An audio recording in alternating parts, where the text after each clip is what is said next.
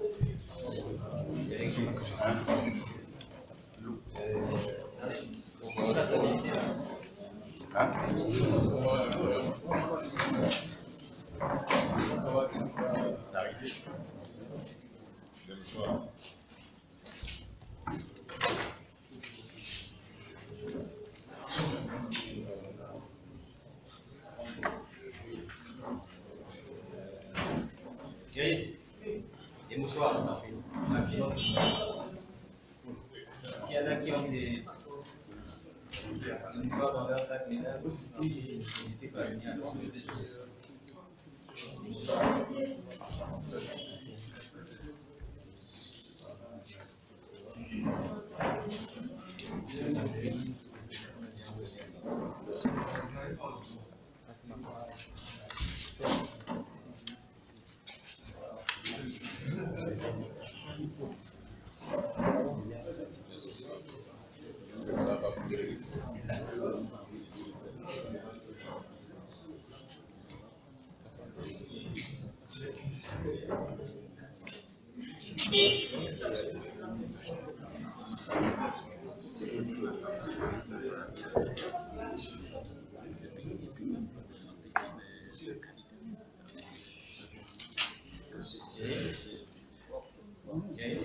Justement, les petits.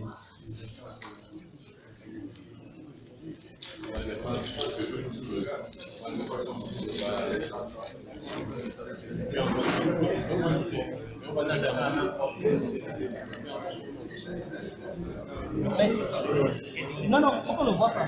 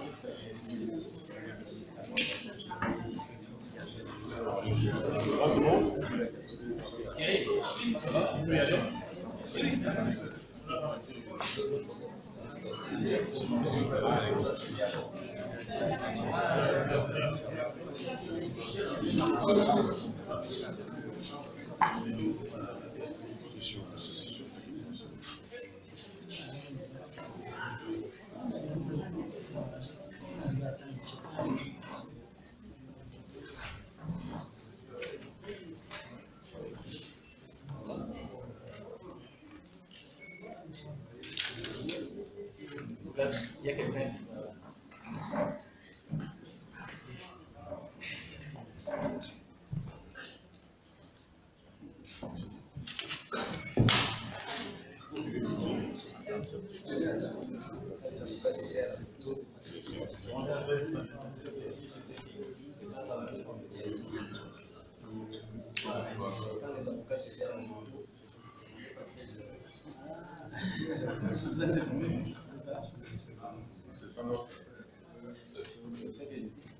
on a encore quelques minutes pour ceux qui ont des photos à faire.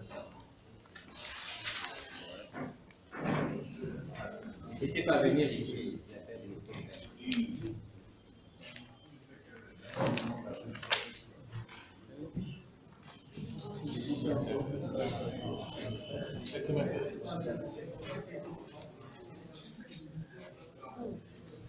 On va pas voir ça.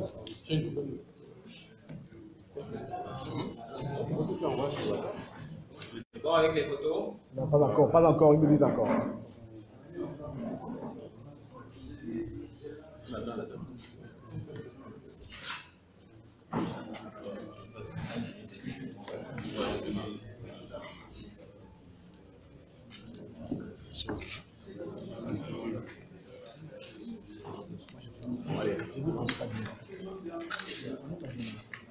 Richard, vas-y, fais la main.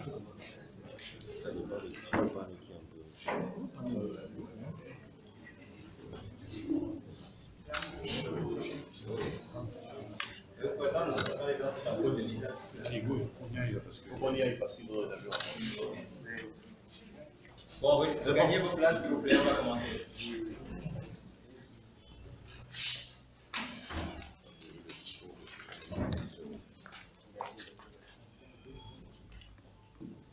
C'est bon, tous les dictaphones sont sur la table. Ok. Mesdames et messieurs, soyez les bienvenus. Nous avons un exercice particulier auquel nous allons nous livrer. C'est un peu une tradition dans la maison. En tout cas, depuis le jour mémorable du 26 janvier 2019 et le jour suivant, un jour plus tard, le 28, jour funeste où le président élu en dehors de toute fraude électorale dans ce pays l'année dernière a été arrêté en compagnie de ses alliés et puis dans la foulée aussi de nombreux cadres du parti et de sympathisants. Alors, le procès, si on peut l'appeler ainsi, ultra politisé du politique qui s'est ouvert sur cette base-là, a abouti à la formation, la fameuse chaise dont je parlais, a abouti à la formation d'un collectif d'avocats.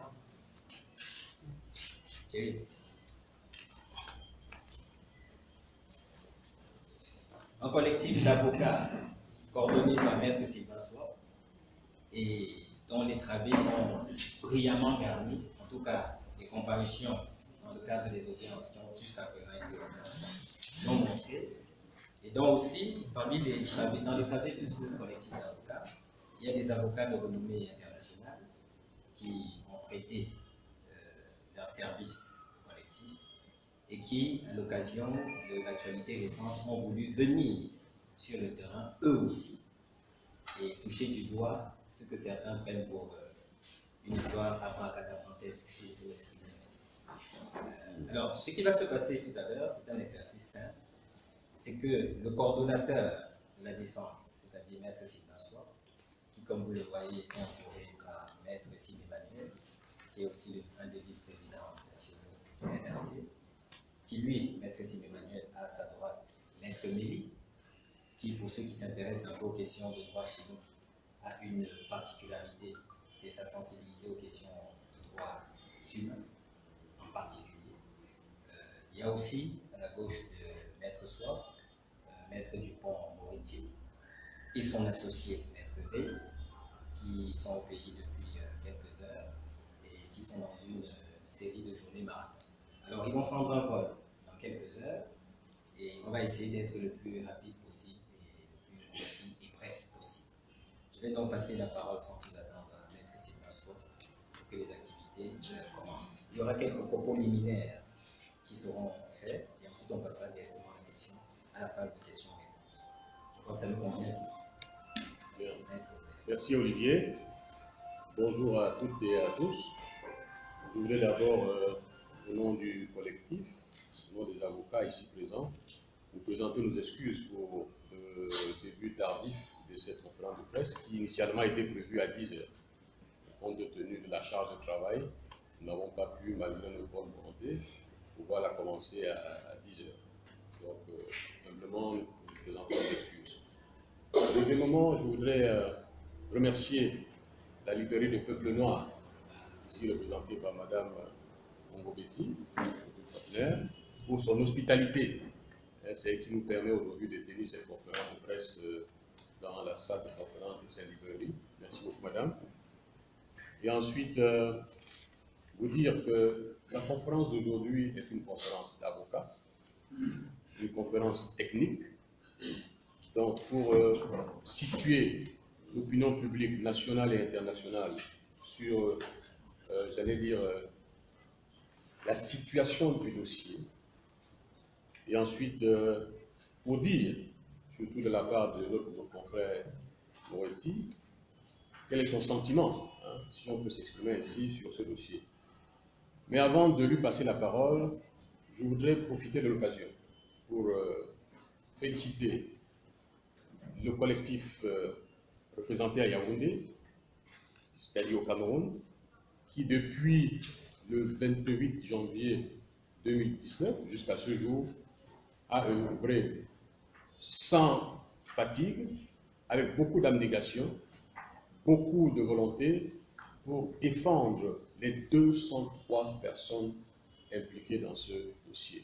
Vous savez également que parmi ces 203, 204 avec Maître Ndoki désormais, que parmi ces 204 personnes, nous avons des gens qui n'avaient rien à voir, par exemple, avec le MRC, je vais dire ainsi. Donc, je voudrais profiter de l'occasion pour vous présenter cette équipe du collectif qui est là. Je peux en oublier quelques-uns des noms, mais des visus, je voudrais les appeler. Il y a Maître Sim Emmanuel, qui est à ma droite, hein, qui est membre du collectif, dont l'expérience en matière de droits humains n'est plus à démontrer. Maître Méli Tiakwan, tout le monde se souvient du procès Vanessa Tchatchou, et les autres procès. Donc, lui, c'est un baroudeur. Donc, lorsqu'on l'a avec soi, on peut dormir tranquille. Ensuite, Maître Tematé, tu peux te lever pour qu'on te voit, Maître Tematé, avocat à Yaoundé. Maître Chenjou, Emmanuel Serge, ou Serge Emmanuel, Serge Emmanuel, parce qu'il aime bien la précision, avocat Yaoundé. Maître Bobda Noumedem, avocat également à Yaoundé. Maître Bambia, qui est avocat à Yaoundé également. Maître Tudjo, Christophe, avocat à Yaoundé. Ma jeune consoeur, Maître Lina Koloko, la cheville ouvrière du secrétariat technique. Maître Dodé, oui, c'est ça? Voilà, qui est également avocat à Yaoundé. Maître Téné, tout le monde a apprécié sa brillante plaidoirie l'autre jour au tribunal de première instance, avocat à Yaoundé. Maître Tegia, qui est avocat stagiaire à Yaoundé. Maître Wam, qui est avocat à Douala. Maître Komné Dorcas, donc l'Amazon, l'une des Amazones du globe. Maître Jodo Crépin, qui est là également. Maître Menkem Soter, qui est là également. Je pense que je n'ai oublié personne. Est-ce qu'il y a un avocat présent? Voilà, ceux qui c'est ça, il s'agit là des avocats présents. En dehors d'eux, nous avons également des avocats, d'autres avocats comme le bâtonnier Yekanga, Maître Assira, l'autre, qui également fait partie du collectif, Maître Sarah Biégué, le bâtonnier Yondo Black, également fait partie du collectif qu'on a vu dernièrement avec nous dans l'expérience Corpus. Maître Gefa Augustin, Maître Tchalé, Maître Yolang Gominyogo, ils sont nombreux, mais je ne voudrais pas vous laisser sans vous dire que nos confrères qui viennent de Paris, Maître Dupont-Moretti, que vous connaissez très bien, et son associé Maître V, qui font partie du collectif également, sauf qu'ils opèrent hors des frontières du Cameroun. Donc, nous leur souhaitons la bienvenue, en espérant que lors des questions-réponses, je sais qu'il y aura beaucoup de questions qui seront posées, on aura suffisamment de force pour répondre à cela. Mais à côté d'eux également, il y a un autre groupe d'avocats qui travaillent également à l'extérieur, composé de Maître Brabant, Maître Bourdon, Maître Pejman et Maître le bâtonnier Brunazel. Donc ils font également partie du collectif. Je ne vous cite pas également les avocats américains ou canadiens qui font partie du collectif. C'est pratiquement le monde entier qui s'occupe de ce dossier. Beaucoup d'avocats sont impliqués. Je ne voudrais pas citer les universitaires, c'est-à-dire les enseignants de droit, collègues du professeur Kanto, qui également font partie, qui apportent leur contribution ou leur grande contribution à la défense des 204 personnes. Le collectif est constitué pour les 204 personnes impliquées dans le dossier. Voilà. Donc sans plus tarder, je ne voudrais pas davantage monopoliser la parole. Je vais passer la parole donc à mon confrère, mon estimé confrère Maître Dupont-Moretti, qui va donc vous entretenir sur le ressenti par rapport au dossier. Et ensuite, la parole sera donnée à Maître V, son associé, pour l'aspect technique, pour les actions envisagées ou envisageables que nous pourrions avoir dans le cadre de ce procès. Maître Moretti, confrère, vous avez la parole. Merci. Tout d'abord, je voudrais vous dire que c'est un honneur pour Antoine V et pour moi d'être ici au Cameroun, aux côtés de nos confrères. Les kilomètres, les océans, les montagnes, les déserts, nous empêche pas d'avoir une vision commune de la liberté. J'allais dire des libertés, qu'il s'agisse de la liberté individuelle ou des libertés publiques. J'ai pu lire ça et là qu'il pourrait au conditionnel s'agir d'une ingérence, puisque nous sommes français. Nous ne sommes pas des militants politiques, nous ne sommes pas des représentants consulaires, nous ne sommes pas une autorité secrète, quelle qu'elle soit, nous sommes deux avocats qui sont honorés qu'on leur ait demandé d'intervenir dans ce dossier. Il y a, vous le savez, une procédure camerouno-camerounaise, et il y aura peut-être une procédure camerouno-genevoise, camerouno-française. Bref, le Cameroun n'est pas isolé dans le monde, il a ratifié une convention qui est notamment la Convention des droits civils et politiques, dite Convention de New York. Et ces traités, évidemment, engagent votre pays d'un point de vue juridique et d'un point de vue judiciaire. Voilà pourquoi nous sommes ici. Quel est le premier constat que nous faisons? Nous avons d'abord rencontré nos clients à la maison d'arrêt. Je dois dire que les choses ont été assez simples, à la fois pour l'obtention d'un visa, il faut le dire parce que c'est vrai, et à la fois pour pénétrer à la maison d'arrêt. Un peu plus simple hier qu'aujourd'hui, mais enfin, nous avons pu voir nos clients. Parmi eux, le professeur Canto. Il redit ici, par ma voix, qu'il est tout à fait prêt à discuter avec le président Paul Biya. Il a une formule que je vais reprendre à mon compte, qui est explicite, et qui dit beaucoup de choses. Il dit « Quelqu'un qui revendique sa victoire peut discuter avec celui qui la conteste ». Est-ce que ce message sera entendu? Il est parfaitement possible qu'une rencontre soit organisée. C'était presque naturel dans la bouche du professeur tout à l'heure. Il disait « Mais j'ai été ministre de Paul Biya, j'ai déjà conversé avec lui. Je souhaite pouvoir discuter avec lui, les yeux dans les yeux, et lui dire un certain nombre de choses et entendre ce qu'il a à me dire. » Nous, on n'est pas venus ici pour mettre de l'huile sur le feu, vous l'entendez bien, vous le comprenez bien. On veut apaiser une situation qui est une situation ubuesque, et qui peut se régler avec un peu de bonne volonté. Quel est le premier constat qu'on peut faire tous ensemble, de façon très objective, sans polémique? Le premier constat, c'est que 3 des leaders importants de l'opposition sont détenus. Le professeur Canto, bien sûr, M. Zongang et M. Paul-Éric Kingué. Si j'ose dire, l'opposition est un peu décapitée. Alors, quand on rentre dans le détail de la procédure, on se rend compte qu'on reproche essentiellement aux uns et aux autres, mais on leur reproche gravement au point qu'ils encourent la peine capitale. Ça n'est tout de même pas rien. D'abord une marche, qui est une marche pacifique. Je ne veux pas faire de comparaison hasardeuse, mais nous avons en France les gilets jaunes. En Algérie aussi, dans tant d'autres pays. Alors, je ne sais pas si cette marche était autorisée, mais il semblerait qu'aucune marche ne soit autorisée quand elle émane de l'opposition. Ça n'est pas mon problème, c'est une chose qui a été évoquée hier. Donc voilà cette marche pacifique. Mais il y a des gens qui ont été interpellés qui n'étaient pas dans la marche, qui encourent aussi la peine de mort, d'où le caractère saugrenu, singulier, ubuesque des poursuites. Je pense en particulier à Paul-Éric Kingué, il n'est pas dans la marche, tout le monde le sait. Et il se voit reprocher, lui, le fait d'avoir en quelque sorte rappelé à l'État camerounais qu'il avait une créance tenant à une détention arbitraire, judiciairement avérée aujourd'hui. Et la seule réponse à cette doléance légitime, ça n'est pas le paiement de la créance, mais c'est une nouvelle incarcération. Arbitraire, peut-être comme la précédente, les juges le diront. D'ailleurs, à propos, nous avons rencontré les magistrats.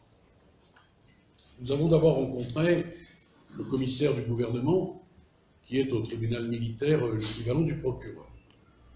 Il était assez surpris de nous voir, à vrai dire, et il nous a dit qu'il ne connaissait rien du dossier. Il nous a dit qu'il fallait rencontrer le juge d'instruction. Mais il a précisé que le juge d'instruction n'était pas là.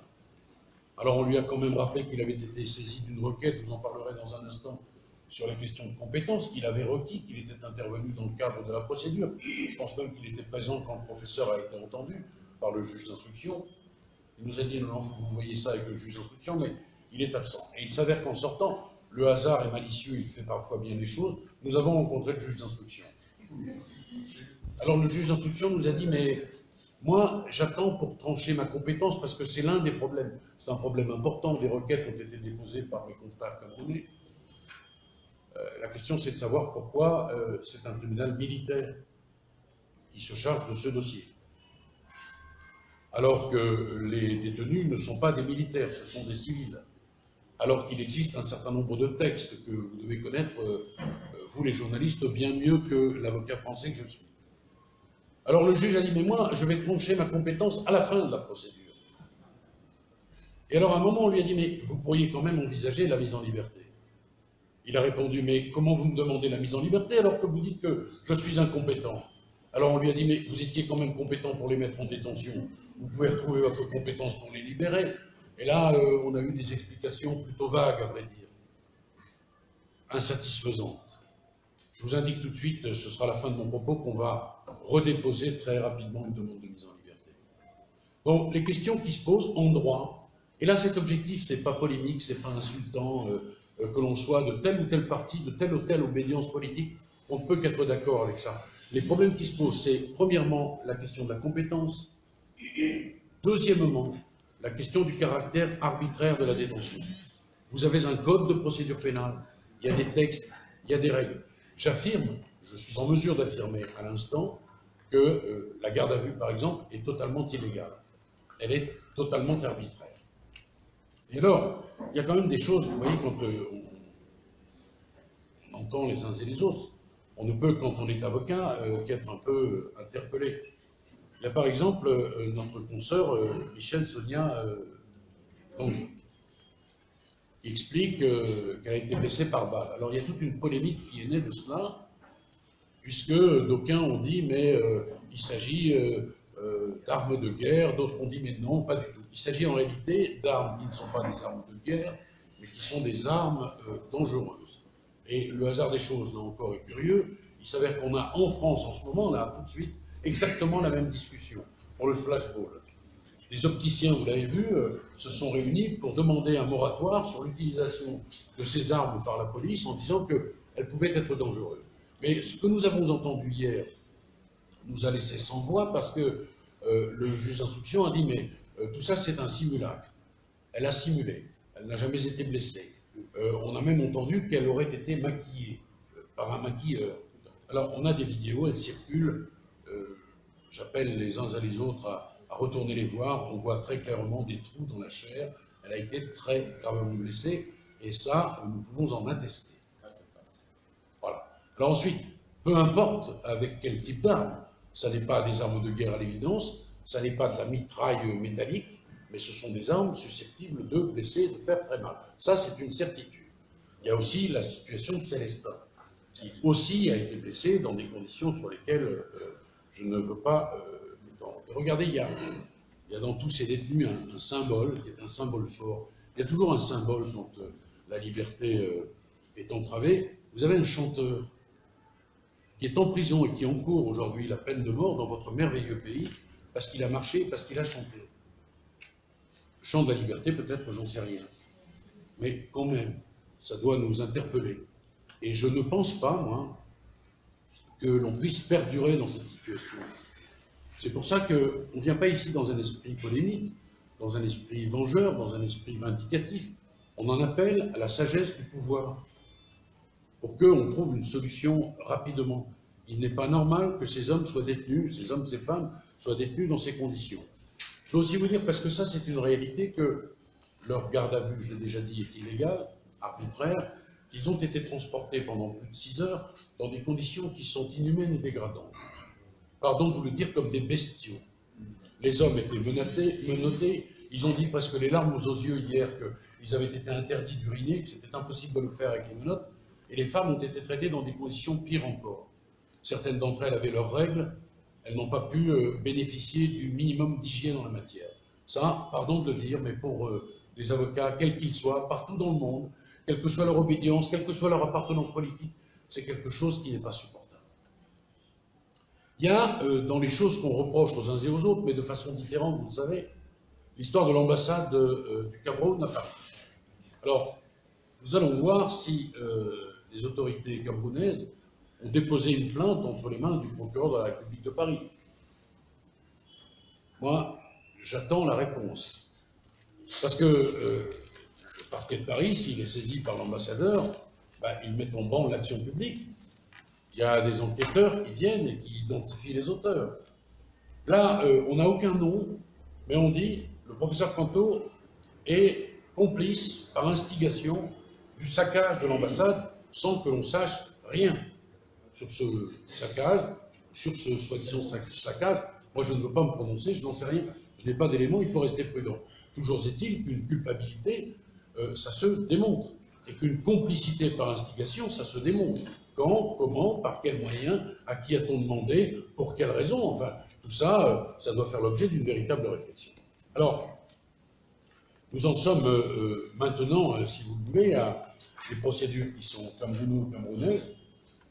Moi, je ne peux pas intervenir, mais il s'avère que je suis accessoirement juriste, que je sais que vous avez ratifié des conventions internationales, que la Convention de New York garantit une forme de procès équitable, que lorsque l'on présente une requête pour évoquer la compétence ou l'incompétence, on doit avoir une réponse judiciaire qui est différente de celle que l'on nous a fournie hier.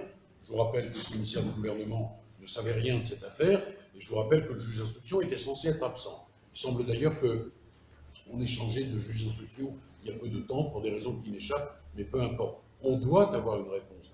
Et les observateurs que vous êtes, mais quels qu'ils soient, je le dis, quels qu'ils soient, quelle que soit leur obédience, sont en mesure, doivent demander impérativement des réponses judiciaires. Parce que l'une des grandes garanties de la justice et de son impartialité, c'est son caractère public.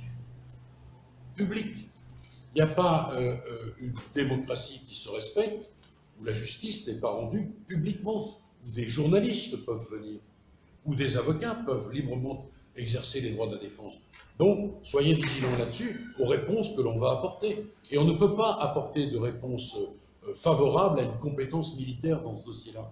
C'est clair. Donc c'est la raison pour laquelle moi je suis plein d'espérance en me disant que le pouvoir judiciaire, peut-être le pouvoir politique, va forcément réagir et ne va pas laisser perdurer une situation comme celle-là. Vous savez, le professeur Canto qu'on quitte, là, nous dit, mais moi je souhaite discuter, je souhaite... la porte n'est pas fermée, on n'est pas dans une crispation, mais il faut qu'on puisse valoir un certain nombre des droits qui sont les nôtres. Alors, je vais en terminer. Il y a donc cette procédure camerounaise, et puis il y a des procédures internationales à envisager. Il y a l'ONU, il y a l'Europe, il y a, vous le savez, l'Europe a déjà dit son petit mot sur cette affaire, et d'ailleurs il y a une réponse du gouvernement qui, en droit, mériterait d'être commentée, ce que je ne ferai pas ici, parce que je n'ai pas le temps de le faire, mais si on lit ce que préconise l'Europe et la réponse qui a été fournie, il y a franchement matière à discuter. Il y a ensuite un groupe de travail sur la détention arbitraire, vous savez que ça existe, et naturellement, nous n'hésitons pas à le saisir. Il y a aussi des procédures franco-françaises que l'on envisage, et sur lesquelles, moi, je souhaite vous dire que on envisage, pardon, le mot est un peu grandiloquent, une espèce de moratoire. On attend un peu, parce qu'on se dit, il n'est pas possible, au fond, que cette situation perdure. C'est pas possible. C'est tout simplement pas possible. Alors, nous souhaitons, nous, rencontrer la présidence pour évoquer cette situation complètement, franchement, clairement, et nous allons, dans les jours qui viennent, représenter une nouvelle demande de mise en liberté. Le juge d'instruction, qui ne veut pas, en tous les cas à ce stade, maintenant, hier, pour être précis, envisager la liberté parce qu'il dit « vous ne pouvez pas contester ma compétence et me demander de me remettre en liberté », il peut d'abord changer d'avis, évidemment, et nous disons que ces hommes et ces femmes qui sont détenus ont tous et toutes des garanties de représentation. On peut d'ailleurs les soumettre, pourquoi pas, à un contrôle judiciaire. On peut leur interdire, pourquoi pas, en tous les cas dans un premier temps, de quitter le territoire national, le temps que les investigations soient conduites. C'est sûr. Bon, donc nous, on va attendre un tout petit peu pour voir comment se dénoue la situation ici. On va être en contact permanent avec nos confrères. Et puis, on va regarder ça de l'Europe avec nos yeux, avec beaucoup de vigilance, beaucoup d'attention. Et on espère vraiment que les autorités judiciaires ou politiques retrouvent la voie de la sagesse et de l'apaisement. Voilà ce que, mesdames, messieurs, je souhaitais vous dire. Est-ce qu'Antoine a quelque chose à ajouter? Je voudrais pouvoir repréciser, d'abord, comme tout le monde l'a rappelé, l'état d'esprit dans laquelle se déroule notre venue, qui n'est pas un état d'esprit politique ni polémique, mais qui est un état d'esprit juridique. La raison d'être de cette venue a été de pouvoir rencontrer les personnes détenues et de pouvoir nous faire une opinion de la situation factuelle en vue d'envisager la possibilité de recours internationaux. Ce qui est important pour le rappeler au niveau de la presse, c'est justement quels sont ces outils internationaux, quelles sont ces libertés fondamentales auxquelles tous les Camerounais ont droit, puisque le Cameroun les a ratifiés et que le Cameroun entend, quelle que soit l'autorité politique qui le préside, faire honneur aux engagements internationaux qu'il a pris. Les deux séries de droits que nous souhaitons rappeler sont d'abord les droits qu'on appelle civils et politiques et qui concernent précisément le dossier en cours, qui sont la liberté d'expression, la liberté de manifestation, la liberté d'opinion. Et il est vrai qu'il est étrange que dans ce dossier, où ont été organisées des marches blanches, dans lesquelles on n'a pas constaté de violence, ou du moins dans lesquelles n'ont pas été constatés des appels à la violence, on aboutisse à une procédure camerounaise avec des charges qui sont punies de la peine de mort et qui sont actuellement investiguées par une compétence extraordinaire, militaire, tout à fait dérogatoire de ce qu'on appelle les droits civils, puisque les droits civils et politiques protègent les civils pour que chacun puisse avoir la possibilité de s'exprimer, de revendiquer ses opinions et de participer au débat public. Ces libertés fondamentales sont protégées par le pacte civil et politique de New York et ils seront évidemment ardemment défendus si la situation venait à ne pas progresser, à perdurer, voire même à empirer. Et la deuxième série de règles tout à fait importantes que nous souhaitions pouvoir évaluer concrètement, c'est les règles sur la détention arbitraire, pour évaluer si toutes les personnes qui sont détenues aujourd'hui le sont dans des conditions qui sont potentiellement légales ou illégales, et la différence entre la liberté et la détention arbitraire est particulièrement importante pour toutes ces personnes, bien sûr les leaders d'opinion, mais aussi leur soutien, et aussi tout un lot de personnes que nous avons pu rencontrer qui n'ont absolument rien à voir avec les faits de près ou de loin et qui sont indubitablement aujourd'hui détenus d'une manière arbitraire. Mais pour les autres, il existe, et c'est là où nous voulions être précis pendant cette conférence de presse, des règles très précises qui disent que la détention de tout individu est arbitraire s'ils sont reconnus des atteintes aux normes au procès équitable et aux droits de leur défense, telles qui résultent de ce qu'on appelle en droit international les règles Nelson Mandela. Ces règles imposent que quelles que soient les charges qui pèsent contre quelqu'un, quel que soit son système de défense, il doit bénéficier de garanties minimales que nous sommes aujourd'hui d'ores et déjà en mesure d'évaluer. Et un des messages que nous souhaitions donner dans ce que Maître Dupond-Moretti a appelé un moratoire, c'est de dire qu'il ne s'agit pas d'utiliser le droit pour crisper davantage une situation politique qui pourrait se décrisper et donner lieu à la remise en liberté de ces gens qui sont aujourd'hui détenus dans des conditions très contestables, Mais rappelez aussi que ces gens ont des droits qui sont tout à fait établis, et parmi ces droits existent des normes très simples que nous sommes d'ores et déjà en mesure d'évaluer. Il y en a principalement 4. Le fait qu'il est interdit pour un tribunal militaire de juger des civils. Ce qui pose évidemment la question qui a été posée par le collectif d'avocats ici, de la compétence extraordinaire du tribunal militaire pour juger des civils. La deuxième chose, c'est le fait de pouvoir accorder à toute personne détenue l'accès aux soins et l'accès à la possibilité de se défendre efficacement. Évidemment, il existe une polémique totalement vaine quand on regarde les images sur la réalité des violences que certains détenus ont subies, puisqu'ils n'ont pas pu avoir accès à des expertises médicales, à la possibilité par leurs avocats de faire établir les blessures dont ils ont été victimes. Et donc, il nous apparaît que cette situation est tout à fait problématique, comme le fait de pouvoir à tout moment consulter des médecins.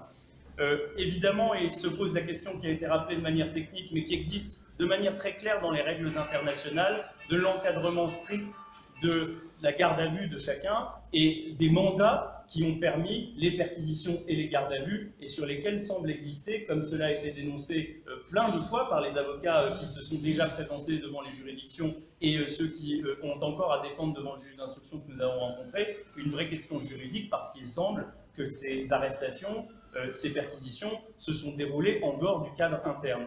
Donc, au regard de tous ces points, et sans vouloir être particulièrement technique, il semble que la situation pose une vraie difficulté au regard du droit international. Et l'enjeu de cette venue, l'enjeu de cette conférence de presse, c'était de signaler aux autorités politiques qu'ils interviennent de toute façon dans un cadre qui est juridique, que ce cadre n'a rien de polémique, il est défini depuis très longtemps, depuis la fin de la Seconde Guerre mondiale, est ratifié par le Cameroun depuis très longtemps, et il doit être mis en œuvre par le Cameroun pour protéger ce qu'on appelle les droits humains, les droits les plus fondamentaux, et les droits sur lesquels je pense que quels que soient ces idéaux politiques, quelles que soient ses appartenances, quelle que soit finalement sa source, on peut se retrouver et on doit, quel que soit son camp, être toujours en mesure de combattre pour ses droits et de les reconnaître et de les faire prévaloir. Voilà pourquoi nous envisagerons finalement cette série de recours qui sont les recours internationaux, avec ce que Maître Dupond-Moretti a rappelé, la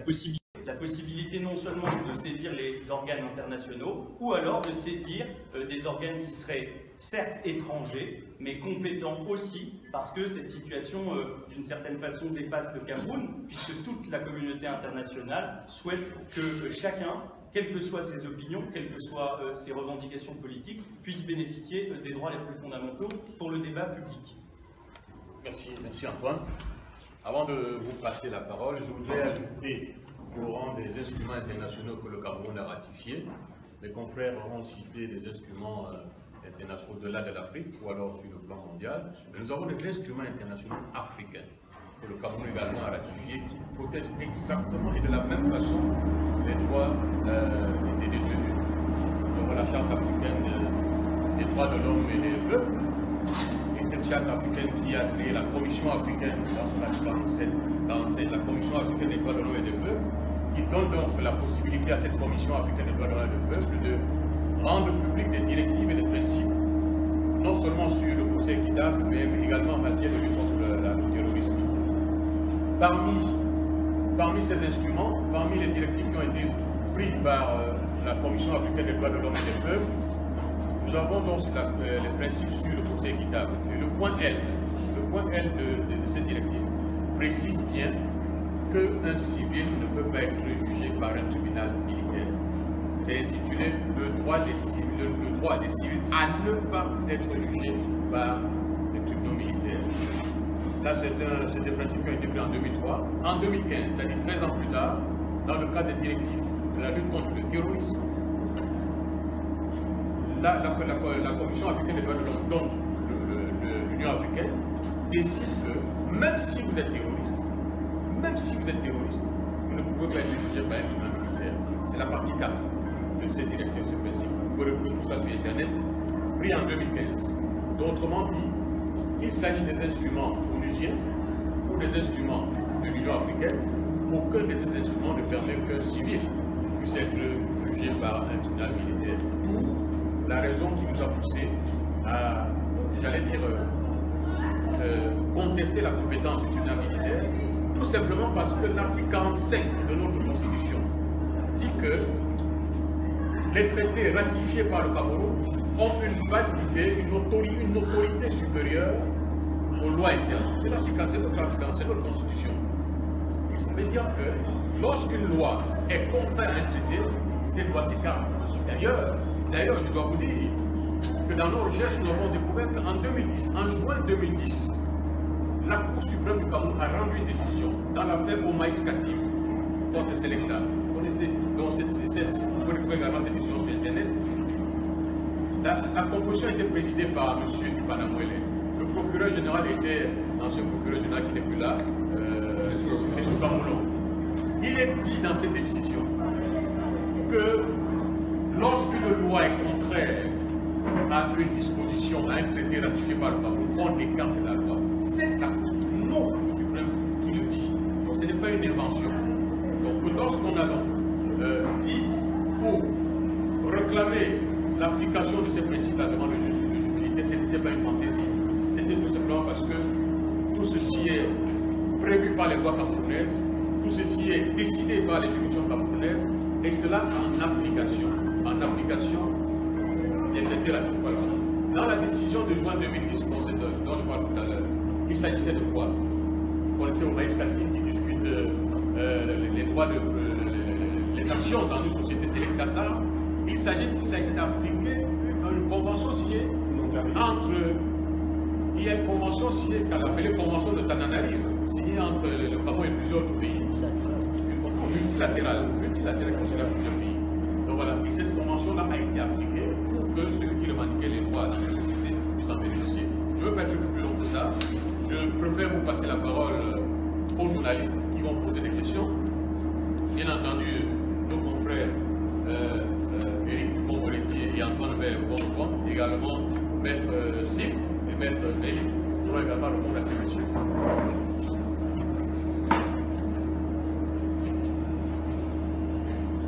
Nous avons maximum 25 minutes maximum parce qu'ils doivent reprendre leur pour la 16h. Ok, donc on y va. Florentin. Moi, c'est Florentin. Oui, ok. Alors, ma question est de savoir, au-delà de la courtoisie de la politesse, est-ce que Maître estime que l'ambassade de France ne fait pas d'affaires, ou bien que l'ambassade de France ne fait pas prononcer clairement jusqu'ici? Alors, je vais vous répondre. Il ne vous a pas échappé, ça va, vous m'entendez, monsieur? Il ne vous a pas échappé que je suis ressortissant français. Je suis en terre étrangère, je suis allé saluer le représentant de la France. C'est une visite de courtoisie. Voilà, c'est tout ce que j'ai à dire. Pour le reste, la France s'est exprimée parce que l'Europe s'est exprimée. Et l'Europe comprend la France. Et l'Europe ne s'exprime pas sans la voix de la France. Et je pense que la France et l'Europe ont été très clairs sur ce qui se passait. Mais moi, je ne suis pas le représentant d'ambassadeur. Je suis français, franco-italien d'ailleurs, pour ne rien vous cacher. Mais voilà, je suis allé saluer l'ambassadeur pour des raisons de courtoisie, c'est la moindre des choses. Et il n'y a pas d'interférence directe de l'ambassade dans les affaires judiciaires.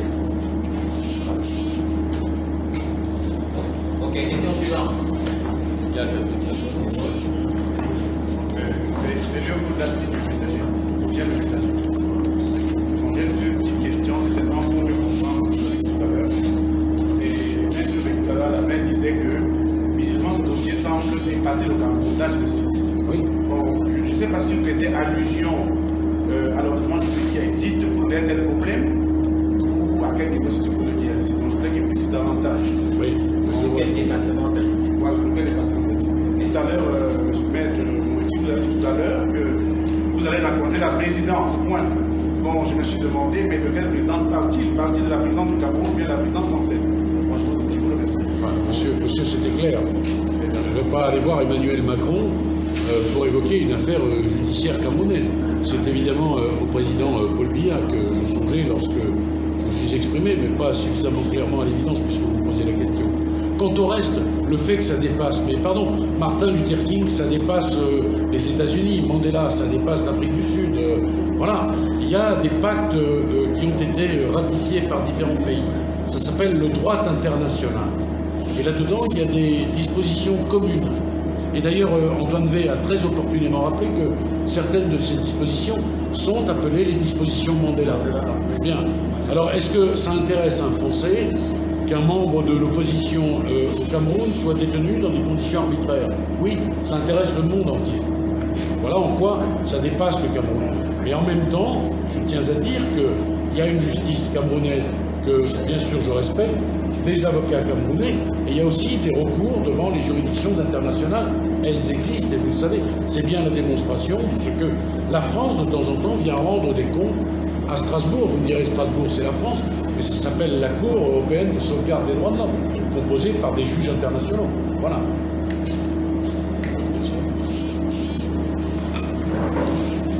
Serge Ménicoy, la deuxième ministre. J'ai pas entendu. Serge Ménicoy, la deuxième ministre. Ma question est en rapport avec la temporalité. Jusqu'à quand allez-vous attendre que la situation qui est à l'heure actuelle complexifiée se développe? Parce qu'il y a un délai, 6 mois, 1 an, 2 ans. Ça c'est très long, 6 mois. Monsieur, je vous ai dit que le professeur Canto souhaitait échanger avec Paul Biya, je l'ai dit d'emblée. On va voir dans quelle mesure cet appel reçoit une réponse. On verra ensuite comment judiciairement les choses se passent. On ne va pas attendre l'éternité. Vous savez, il a été rappelé par mes deux confrères une chose très simple. Le tribunal militaire ne peut pas juger des civils. Le juge nous répond hier, « Ah, mais il faut que je fasse mon instruction avant de répondre à ça. » Mais tout de suite, il sait bien que Canto n'est pas militaire, que tous les autres ne sont pas militaires. Il y a un chanteur, il n'est pas militaire. Il y a une avocate, elle n'est pas militaire. Il y a des femmes de ménage aussi, qui ne sont pas militaires non plus. Faut pas sortir de polytechnique, si j'ose dire, pour comprendre ça, c'est simple. Est-ce que vous êtes militaire ou pas? Vous êtes journaliste, vous n'êtes pas militaire. Voilà, il ne faut pas 2 heures pour répondre à cette question. Donc quand le juge nous dit, moi, je vais faire tout ça et puis je répondrai après, on ne va pas avoir cette patience. En revanche, on lance, nous, quelque chose qui est de l'ordre de l'appel au calme, qui est une espèce d'appel à la sagesse, à la réflexion commune. Donc il faut le temps que les choses se mettent en place. Ça n'est ni 6 mois, monsieur, ni 1 an, ni plus. Mais il faut quand même le temps que les uns et les autres pensent à la situation. Voilà. Nous, on exprime ces choses. On exprime pourquoi? On ne fait pas une conférence de presse pour le plaisir. On espère qu'elle sera efficace, que les messages que nous portons seront entendus, bien sûr. C'est le but. Moi, je suis avocat, je l'ai dit, je ne suis pas politique, je ne suis pas représentant consulaire. Mon but, c'est que ceux que j'ai l'honneur de défendre sortent le plus vite possible. Mais voilà, on a lancé là une bouée à la mer. Il faut attendre qu'elle arrive sur le rivage, qu'elle soit ouverte, qu'elle soit lue et qu'on ait une réponse. Ça prend un tout petit peu de temps. Ça n'est pas hier, en tous les cas. Si je suis Carl de Chasson, journaliste quotidien Émergence, je vais repartir des propos de M. le ministre qui a présenté ce procès comme étant un procès politique. Alors, j'aimerais ce qui laisse présupposer que la décision qui a risque d'être une décision politique. J'aimerais comprendre, monsieur Maître Mouriti, en quoi est-ce que votre intervention, vous savez mettre beaucoup plus en avant le facteur judiciaire, en quoi est-ce que votre intervention pourrait modifier, n'est-ce pas, cette décision politique qui arrive? Merci.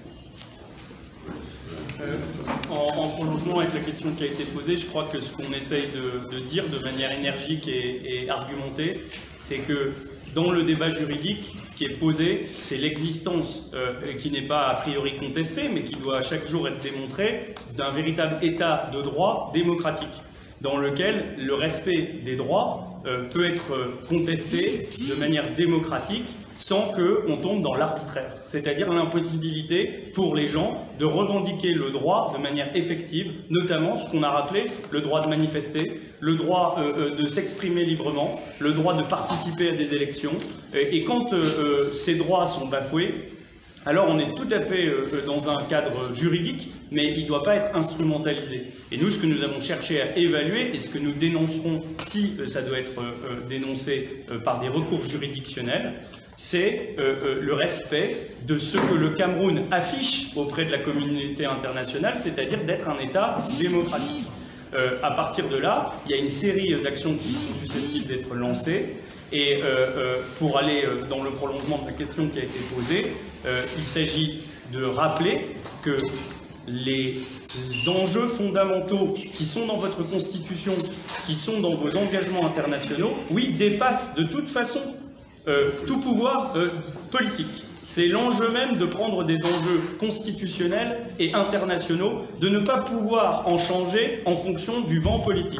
Et aujourd'hui, ce que nous constatons, c'est qu'il existe dans votre pays un vent politique agité, qu'il ne s'agit pas probablement de l'agiter encore plus, mais qu'il s'agit simplement de respecter ce qui est votre norme suprême, constitutionnelle et internationale. Donc on a essayé de définir juridiquement ce qui veut dire objectivement, sans polémique, et ce qui veut dire de manière étayée, avec des preuves qui sont apportées sur les sévices, sur les blessures, sur les conditions d'arrestation, pour pouvoir avoir un débat constructif. S'il peut avoir lieu de manière politique et interne, tant mieux. S'il doit avoir lieu de manière juridictionnelle, ce n'est ni satisfaisant pour le pouvoir en place, ni satisfaisant pour les gens qui sont aujourd'hui arbitrairement détenus. Voilà pourquoi on essaye de laisser un délai pour que chacun puisse appréhender correctement cette situation, avec la presse, qui a le rôle, dans un débat démocratique tout à fait fondamental, de répertorier et de lister de vraies informations, et pas de donner la parole à des informations polémiques ou distordues.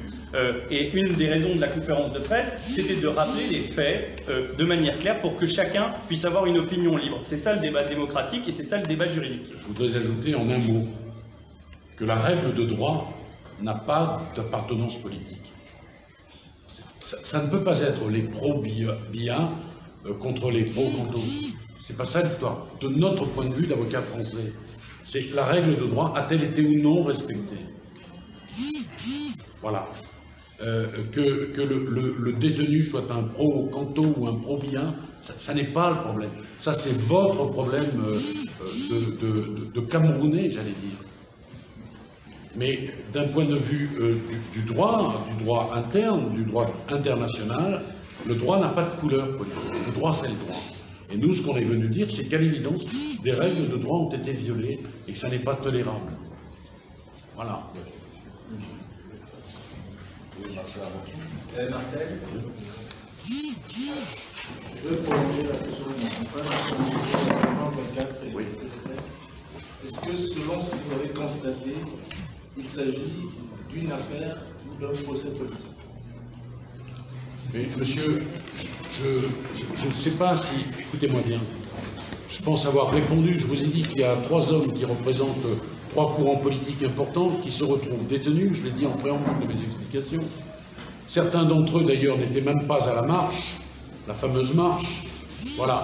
Je constate ensuite des violations du droit que l'on a heureusement rarement l'occasion de constater. La question, elle est très simple, par exemple. La compétence militaire. Est-ce que ceux qui sont détenus sont des militaires? Voilà une question simple, bien posée. Est-ce que ceux qui sont détenus sont des militaires? Point d'interrogation. Si vous répondez oui, alors c'est une compétence militaire. Si vous répondez non, on regarde les règles internationales, alors ça n'est pas une compétence militaire. Tirez-en les conclusions que vous voulez. Vous êtes des observateurs, mais vous êtes aussi des analystes. Et moi, je peux vous retourner la question. Vous pensez, vous, que c'est un procès politique ou que c'est un procès de droit commun? Mais à la limite, monsieur, ça n'est pas mon problème. Mon problème, je viens de le dire, c'est que le droit n'a pas de couleur politique et que le droit, à l'évidence, a été bafoué d'une certaine façon. Et que d'ailleurs, on n'a pas attendu qu'on arrive pour le savoir. Les confrères camerounais ont fait le travail. Ils ont posé la question dans les formes de droit et ils n'ont pas, à ce jour, obtenu de réponse. Voilà. Alors, je vous invite également, puisque cette situation vous intéresse, à aller voir les autorités judiciaires, peut-être, et à leur demander pour quelles raisons il n'y a pas de réponse. Demandez-leur par ailleurs si les détenus sont des militaires. Lisez-leur les textes et obtenez leurs réponses. On ne peut pas être plus clair que ce que... Moi, je ne suis pas venu ici, je ne suis pas représentant d'un parti politique. Je n'ai jamais été en France, c'est pas pour l'être au Cameroun, vous l'imaginez bien.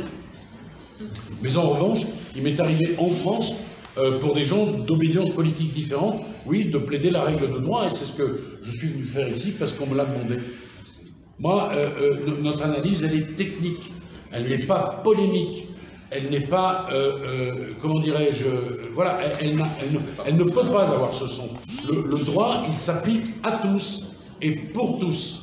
Voilà, quelle que soit la race, la couleur, la religion, l'ethnie, l'appartenance politique. C'est ça qu'on est venu dire. Nous avons encore une dizaine de minutes. Oui, je suis Paul Chouta pour le site d'information Cameroun Web. Votre venue au Cameroun a été, je ne sais pas, mal apprécié par certains Camerounais qui estiment qu'il s'agit d'une ingérence de peut-être votre pays, la France, et d'autre part qui remettrait en question la compétence des avocats camerounais. Quel est le commentaire que vous posez à ça? Posez la question. Je peux vous dire que les confrères camerounais, ce sont des amis camerounais aujourd'hui. Voilà, c'est pas une question. Vous savez, monsieur, il y a un volet, je l'ai dit, judiciaire camerounais, dans lequel nous, on ne va pas intervenir. Moi, je ne vais pas apprendre le code de procédure pénale camerounais en quelques jours. D'accord? J'ai vu leur travail, je le trouve remarquable.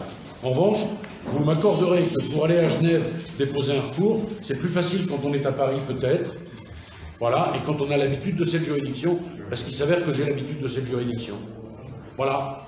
Alors les polémiques, je sais, elles viennent toujours d'on ne sait où d'ailleurs. J'ai dit en préambule qu'il n'y a pas d'ingérence. Moi, je n'ai pas la prétention de donner des leçons de droit à qui que ce soit. Certainement pas à mes confrères. Et je le redis, ce sont des amis maintenant. Et nous travaillons comme ça, main dans la main. Parce que, je l'ai dit, s'il y a des milliers de kilomètres qui peuvent nous séparer, des déserts, des océans et tout ce que vous voulez, on a, quand on est avocat, la même vision de ce qu'est la liberté individuelle et publique. Alors, ceux qui disent que c'est une ingérence, ils se trompent. Voilà. Et je peux vous dire qu'ils disent n'importe quoi. Maître Sim voulait réagir, Maître Méli également. Non, sur ce point, parce que c'est Camerouno-Camerounais. Je voulais pas merci beaucoup à tous et à toutes maintenir dans ce débat parce que je considère que nous travaillons depuis très longtemps, depuis 1 mois et demi, sinon 2 mois bientôt, et que vous avez été vous-même témoin de dizaines de conférences de presse que nous avons organisées pour présenter ce que nous faisions comme travail. Donc, il n'a jamais été question de remettre en cause un avocat camerounais. Par contre, ce qu'il faut dire, moi je pense que c'est un débat qui n'a même pas de sens. Vous savez, moi je vais plaider en France, en Centrafrique, mais est-ce à dire que mes confrères qui y sont des nuls? Ça n'a pas de sens. Maître Moretti, Maître D et d'autres d'ailleurs, on vous l'a dit, sont membres du collectif d'avocats. Donc, quand il y a une décision technique à prendre, nous la prenons ensemble. C'est ce qu'on fait d'ailleurs depuis hier. Mais nous pensions ce matin que l'idée c'était de vous faire partager eux le ressenti qu'ils ont du dossier. Et de l'autre côté, comment est-ce qu'au plan international, ils vont agir. Donc il n'y a pas de question de compétence ou d'incompétence. Les avocats sont des confrères partout où on est sur un avocat, on est reçu comme avocat et considéré comme avocat. Donc je pense que nous sommes très heureux de les avoir, je peux vous dire, parce que chacun de nous a son talent propre. Vous savez, moi j'ai mon talent qui n'est pas celui de Maître Méni ou de Maître Swap. Mais c'est ça l'intelligence des camps précisément. C'est de réunir des gens qui ont des compétences variées, qui ont des talents variés pour faire le meilleur de la défense. Et je peux vous dire que rarement on aura vu une si belle défense que celle de Kamtou. Vous n'avez pas encore tout vu pour créer des choses encore meilleures.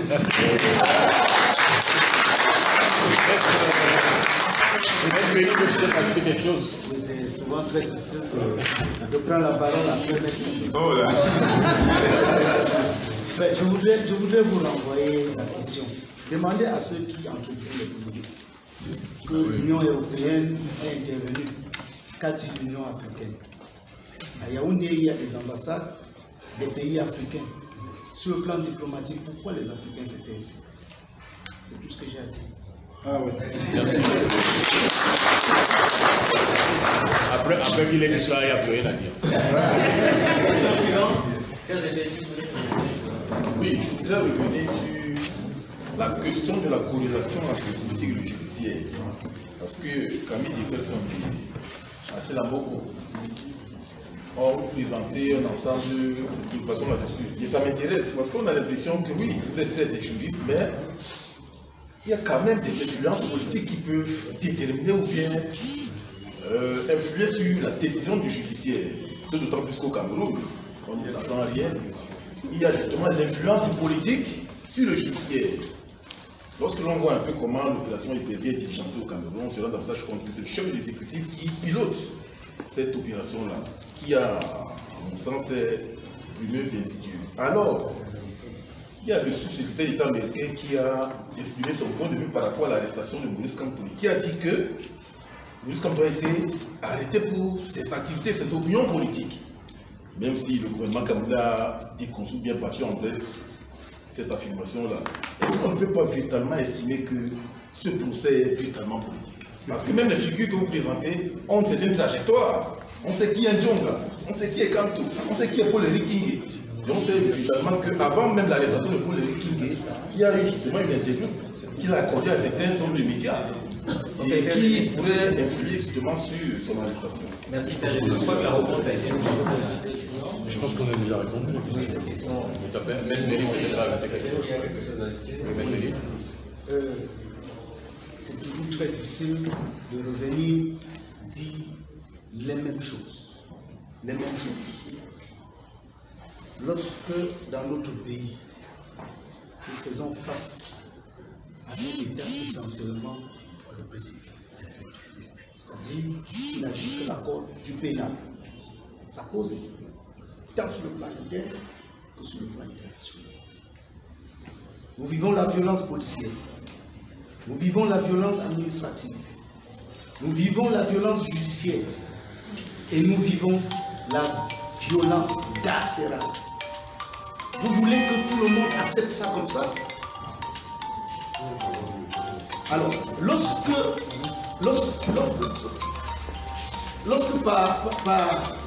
par pudeur, on dit le Cameroun a signé des traités, le Cameroun ne vit pas comme un État isolé. Je dis c'est la pudeur qui commande qu'on le dise. Mais c'est parce qu'on ne voudrait pas entrer dans trop de détails. Et les confrères vous ont dit. Nous avons tenu des conférences de presse pour dénoncer un certain nombre de choses. On a pensé que c'était notre esprit fertile d'imagination qui aurait inventé cela. Des gens constatent que nous disons la vérité. Et vous voulez que la communauté nationale et internationale croise ses bras pour que ça continue à se passer comme ça? Je crois qu'on a été suffisamment clair, que ce soit à l'occasion des précédentes conférences, et que cette fois-ci également on continue à être suffisamment clair.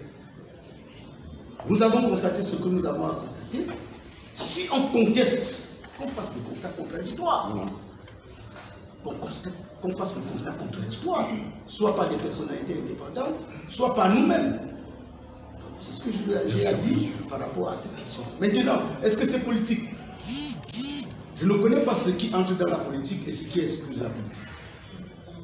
Qu'est-ce que je dois exclure de la politique? Puisque vous voyez un juge qui donne 12 mois, à des gens qui se sont attroupés, selon lui, ou bien qui ont manifesté. Alors que le texte parle de 6 mois. La peine maximale. Vous pensez que cette peine sort d'où? Si ce n'est pas un laboratoire occulte. Alors, vous, face à tout cela, et c'est tout ça que nous appelons la violence judiciaire. Il y a des voies de recours, nous allons nous recourir devant notre juridiction pour voir si elles peuvent nous écouter. Mais en attendant, on subit. On subit. Alors, si vous voulez appeler ça procès politique parce qu'on vit cela, tant mieux. Mais nous disons que nous vivons une recrudescence de l'État qui n'a qu'une seule vocation, pénaliser. Pénaliser le chanteur. Pénaliser l'artiste parce qu'il fait son art. Pénaliser l'avocat parce qu'il exerce son métier. Pénaliser le journaliste.